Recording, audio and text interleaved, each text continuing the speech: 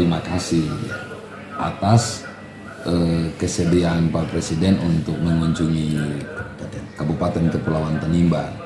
Nah, kebetulan Tuhan menganugerahkan Tanimbar itu ada satu sumber daya alam yang hari ini kita berharap sangat bahwa seluruh proses-proses berkaitan dengan pembangunan infrastruktur Blok Masela ini bisa segera terselesaikan, dan juga persoalan-persoalan hak kepemilikan berkaitan dengan lahan dan sebagainya ini bisa teratasi.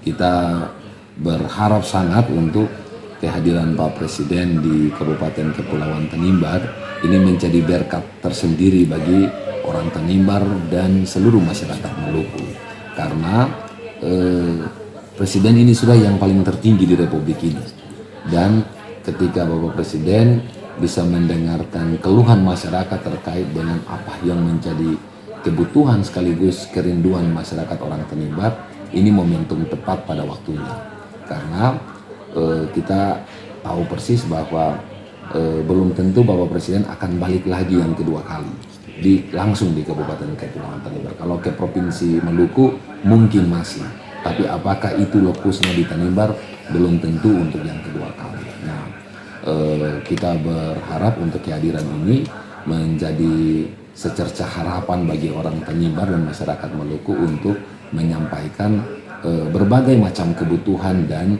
keinginan masyarakat Tanimbar terkait dengan pembangunan di Tanimbar sendiri. Dan sebagai orang Tanimbar, kita bersyukur bahwa pernah Bapak Presiden Soekarno pernah sampai, pernah Bapak Wakil Presiden Budiono juga pernah sampai, dan hari ini puji Tuhan bahwa Bapak Jokowi juga menyempatkan diri untuk sampai di salah satu wilayah yang ada di perbatasan Maluku, bahkan perbatasan NKRI ini dengan negara tetangga kita di Australia.